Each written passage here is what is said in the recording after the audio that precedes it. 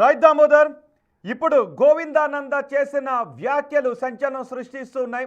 గోవిందానంద విధుశేఖర భారతి నకిలీ శంకరాచార్య అంటూ సంచలన వ్యాఖ్యలు చేశారు. ఆయన కేవలం ఉత్తరాధికారి మాత్రమే అంటూ ఉన్నారు. ఇదే విషయంపై మాట్లాడటానికి బంగారాయ శర్మ ఆది శంకరాచార్య భక్త సమాజం నుంచి మనకు అందుబాటులో ఉన్నారు. ఆయనతో మాట్లాడదాం. బంగారాయ శర్మ గారు నమస్తే అండి. బంగారాయ శర్మ గారు. వాసుదేవ నమస్తే అండి.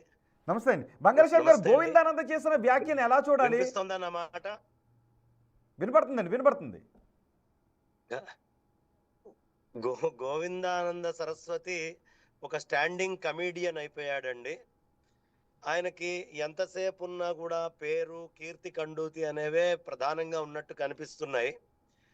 ఎందుకంటే స్వామివారి యొక్క క్యాంప్ రిలీజ్ కాగానే ఆయన ఏ గుళ్ళకి వెళ్తున్నారని చూసుకొని కరెక్ట్గా అదే డేట్లలో ఆ గుళ్ళకి వెళ్ళే ప్రయత్నం. వీటిని కుట్ర అంటారు. ఇదేదో యాదృచ్ఛికంగా మాట్లాడుతోంది కాదు. ఒకటి, రెండు, అసలు ఆయన సన్యాసి అవడానికే అవకాశం లేదు. ఇంత పూర్వమే అడిగాం. ఆయన సకాలంలో ఉపనీతులైనటువంటి వాళ్ళు ఆశ్రమ స్వీకారాలు చేస్తారు. ఆయన ఎలా అసలు సకాలంలో ఉపనీతుడు కానటువంటి ఆయన ఆశ్రమ స్వీకారం ఎలా చేశారో తెలియదు. తర్వాత ఈ బదరీ దీక్షిత శిష్య అనే పదం ఆయన వాడుతున్నాడు.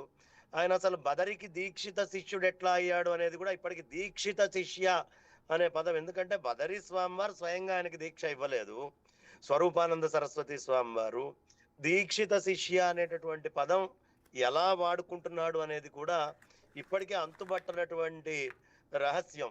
మూడు, శృంగేరి జగద్గురువులు అనంత శ్రీ విభూషితులు శ్రీ శ్రీ శ్రీ భారతీ తీర్థ మహాస్వామి చరణులు ఈ పీఠానికి ఉత్తర పీఠాధిపతి అని డిక్లేర్ చేసిన తర్వాత ఆ పీఠము మొత్తం అంతా కూడా ఇప్పుడు స్వామివారు వచ్చేటప్పుడు సంచారంలో పీఠానికి సంబంధించిన దేవతలు వాళ్ళందరూ రావడం, అర్చించడం, ఆ పీఠ సంప్రదాయానికి అన్నిటికీ కూడా వీరు వారధి లాంటి వారు.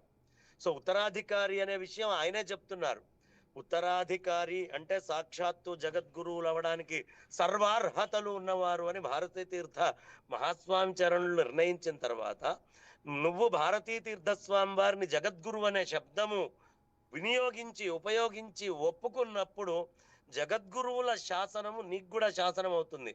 వాళ్ళు దర్శించేటటువంటి కోణం ఎంతో, దాని లోతులు ఎంతో అర్థం చేసుకోవడానికి నీ వల్ల కాదు, నువ్వు సాధారణమైనటువంటి సన్యాసిని అని చెప్తున్నావు. ఈ చెబుతూ అసలు సాక్షాత్తు జగద్గురువులే ఈయన సర్వార్హులు అని పంపించిన తర్వాత జగద్గురువుల నిర్ణయాన్ని ధిక్కరించేవాడు శంకరాచార్య పరంపరలో ఉండే స్వామికి కూడా పనికిరాడు. అది చాలా చాలా విద్వేషభరితమైనటువంటి వ్యాఖ్యలు, వ్యవహారము ఈయన చేస్తూ ఉన్నారు. ఇంకొక విషయము, ఆయన ఇప్పుడు వచ్చి ప్రతి క్షేత్రంలో స్వామివారి వెనకే కరెక్ట్ గా లెటర్ పెట్టుకోరంటే గోతికాడ నక్క అనేటటువంటి శబ్దం ఒకటి ఉంటుందన్నమాట. ఎప్పుడు సింహం వెళ్లే దగ్గర నక్క అట్లా కూర్చొని ఉంటుంది, అక్కడ ఏమన్నా ఉంటే మనం కూడా తీసుకుందాం అనేటువంటి ఉద్దేశంలో అలా పని కట్టుకొని ఒకసారి కాదు, రెండు సార్లు కాదు, ఈయన ఇచ్చే స్టేట్మెంట్లు ఇప్పటికి చాలా సార్లు ఇచ్చారు. జనం అందరూ చీ కొడుతున్నారు. ఎందుకయ్యా ఆకాశం మీద ఉమ్మేసే ప్రయత్నం చేస్తావు, నీ మొహం మీదే పడుతుంది అని జనం అందరూ సుస్పష్టంగా ఆయన గురించి చెప్తూ ఉన్నారు. ఇంకొక దారుణమైన విషయం ఏంటంటే ఈయన పీఠాధిపతి కాదు, ఈయన ఎవరా కాదు. కానప్పుడు ఈయనకి ఎక్కడి నుంచి స్టేట్ గెస్ట్ అనేటటువంటి హోదా వస్తోంది? అసలు స్టేట్ గెస్ట్ రావడానికి ఈయనకు ఉన్నటువంటి స్థాయి ఏమిటి? ఏ స్థాయిని చూసి ప్రభుత్వాలు స్టేట్ గెస్ట్ హోదా ఆయనకి ఇస్తున్నాయి? అది ఆయన చెప్పాలి. ఒక సామాన్యమైనటువంటి సన్యాసి, ఇప్పుడు ఇదంటే పరంపరాగతమైనటువంటి పీఠం కాబట్టి పీఠం నుంచి చాలా అమూల్యమైన వస్తాయి. ఒక సంప్రదాయం ఉంది. ఎప్పుడో మనకి బ్రిటిషులు నవాబుల కాలం నుంచి వీళ్ళకి సెక్యూరిటీలు, ఉత్తర పీఠాధిపతికి అన్ని ఓ సంప్రదాయం ఉంది. ఏమీ లేనటువంటి నీకు ఇవాళ అంత సెక్యూరిటీ ఏమిటి? ఆ విధమైనటువంటి ఇదేమిటి? దాంట్లో ఉన్న మర్మము అంటే గోవిందానంద దేని వల్ల అంటే ఏ నాలెడ్జ్ లేకుండా మాట్లాడారని అంటారా? అసలు పరంపరలో ఉత్తరాధికారి శంకరాచార్యులుగా ఎలా అవుతారు? ఎలా జరుగుతుంది అది? ఏ నాలెడ్జ్ లేకపోవడం ఏమిటి? ఆయనకి కుట్రపూరితమైనటువంటి నాలెడ్జ్ కావాల్సినంత ఉందండి. ఓకే, నాలెడ్జ్ లేదని పొరపాటున ఆయన కుట్రపూరితమైనటువంటి నాలెడ్జ్ ఉంది. శృంగేరి జగద్గురువులు ఉత్తరాధికారి అని చెప్పి జగద్గురువులు చెప్పిన తర్వాత జగద్గురువుల మాటని ధిక్కరిస్తే ఎలా అండి? అది ఎలాంటి పీఠము శృంగేరి పీఠము?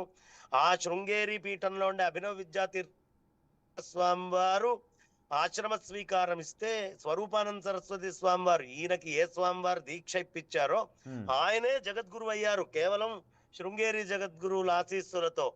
అలాంటి జగద్గురు పరంపరని వంకబెట్టేటటువంటి వాడు ఏ విధమైన సన్యాసి అవుతాడు?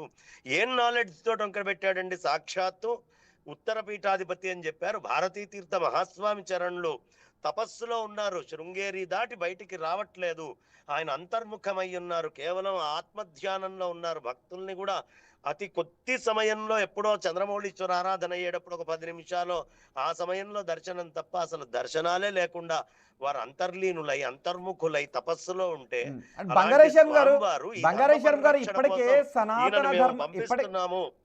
బంగారేశ్వరం గారు ఇప్పటికే సనాతన ధర్మంపై రకరకాల పద్ధతుల్లో దాడులు జరుగుతున్నాయి, దాన్ని ఐక్యంగా అరికట్టాలి అంటున్న సమయంలో ఇప్పుడు గోవిందానంద చేసే వ్యాఖ్యలు ఎటువంటి పరిణామాలకు గందరగోళానికి దారితీసే అవకాశం ఉంటుంది? ఖచ్చితంగా అండి. ఇప్పుడు తెలిసి తెలియనటువంటి అర్థరహితమైనటువంటి ఒక రకమైనటువంటి అసూయాభరితమైనటువంటి స్టేట్మెంట్లు ఇస్తున్నారు ఆయన. ఆయనకి ఏం మాట్లాడుతున్నారో ఆయనకు అర్థం కావట్లేదు. ఎక్కడికి వెళ్తే అక్కడికి లీగల్ నోటీసులు ఇవ్వడం, ఓ గవర్నమెంట్ యంత్రాంగాన్ని పెట్టుకోవడం వెనకాల, అంటే గొడవ పెట్టడం తప్ప ధార్మికంగా ఒక్క అయినటువంటి అంశం కూడా ఆయన చెయ్యట్లేదు. ఒక ధర్మానికి ఒక ఎతికి ఉండాల్సిన లక్షణాలు ఏమున్నాయండి? నిద్ర లేస్తే ఫేస్బుక్ల్లో కూర్చోవడం, నిద్ర లేస్తే ఫేస్బుక్ల్లో స్టేట్మెంట్లు ఇవ్వడం, నిద్ర లేస్తే అసలు ఎతికి ఉండాల్సినటువంటి లక్షణాలే ఆయనలో కొరవబడి ఉన్నాయి. వీటన్నిటికీ ఆయనే సమాధానం చెప్పాలి. మేము అందరం ఎదురు చూస్తున్నాం. ఒక ఎతివై ఉండి 24 గంటలు నీకు విద్వేషభరితం ఏమిటి? ఎక్కడ పడితే అక్కడికి వెళ్ళటం ఏమిటి? జగద్గురువుల ఆదేశం నీకు ఆదేశం కాదా? భారతీ తీర్థుల్ని జగద్గురువును అన్నప్పుడు వారు చెప్పినటువంటి మాట శిరోధార్యం కాకపోతే ఆయనని జగద్గురు అనే పదం ఎట్లా ఒప్పుకుంటున్నావు నువ్వు? పైపెచ్చు ఈ ఈ గోవిందానందే అనంత శ్రీ విభూషితులు విధుశేఖర భారతి మహాస్వామి చరులని జగద్గురు అని సాక్షాత్తు అని ఆయన ఉత్తరాల్లో రాసి పెట్టాడు. అంటే ఒకరోజు ఒకటి అని చెప్పేటటువంటి వాడు ఎత్తెందుకు అవుతాడండి? అంత కపటపూరితమైనటువంటి నీ నోట్లో ఇంచే 2 మాటలు వస్తే, ఒకరోజు ఒక మాట వస్తే దానిని ఎవడు గౌరవిస్తాడు సమాజంలో? ఒక యతి స్థాయిలో ఉండాలి. ఇదే నోటితో ఒకప్పుడు విధుశేఖర భారతి స్వామి వారి పాదాల దగ్గరికి వెళ్ళి పడి ఆయన్ని ప్రార్థన చేసి నమస్కరించి అక్కడ కూర్చొని ఆయన తీర్థ ప్రసాదాలు ఎప్పుడు ఇస్తారా అని ఎదురు చూస్తూ, నేను విజయవాడ వెళ్ళినప్పుడు విజయవాడలో స్వామివారి కోసం ఎదురు చూస్తూ కూర్చున్నాడు ఆయన. ఎవరు? ఇదే గోవిందానంద? ఈ గోవిందానందే తనకేదో ఒక విధుశేఖర భారతి పాదాల దగ్గర కూర్చొని ఆశీస్సులు తీసుకున్నాడా? వీడియోలు ఇస్తా తీర్థాలు తీసుకున్నాడు. ఆయన లెటర్ హెడ్ మీద జగద్గురు అనేటటువంటి పదాలు, శంకరాచార్య అనే పదాలు ఇవన్నీ కూడా వాడారు. అదే నోటితోటి వాళ్ళు మాట్లాడితే అసలు ఆ ఎతికి స్టాండర్డ్ ఏమున్నట్టండి? అవును.